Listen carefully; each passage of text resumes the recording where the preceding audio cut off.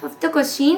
The cost of parking a bicycle is 5 rupees and the cost of parking a scooter is 15 rupees. Find the simplest ratio of the parking cost of a bicycle to that scooter.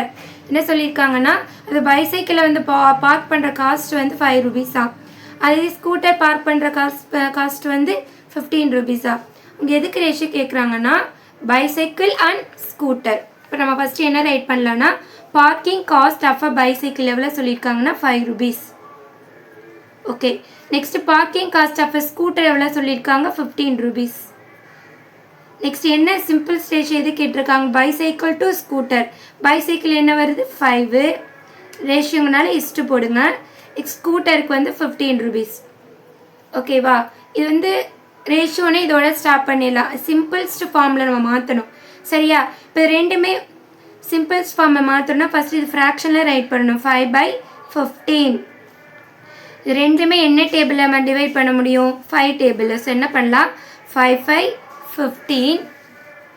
Next divide, மேலேயும் 5 டேபிளில் divide பண்ணுறோம், கீழே 5 டேபிளில் divide பண்ணுறோம். So 5 டேபிளில் வந்து 1 times வரும், அதே 5 டேபிளில் 15 3 டைம்ஸ் வரும்.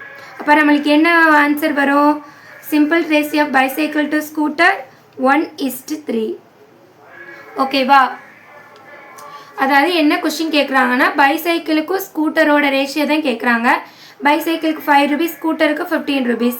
இது வந்து ரேஷியோ முடிச்சு, அதாவது சிம்பிள்ஸ்ட் ஃபார்மில் கேட்கறதுனால நம்ம என்ன பண்ணணும் இதை ஃப்ராக்ஷனில் ரைட் பண்ணிவிட்டு ரெண்டுமே 5 டேபிளால் நம்ம டிவைட் பண்ண முடியும். சரியா, 5 டேபிளில் 1 5s are 5, இங்கே 3 5s are 15, 1/3. இதை ரேஷியோவில் ரைட் பண்ணோம்னா 1:3 த ஆன்சர். Okay, thank you.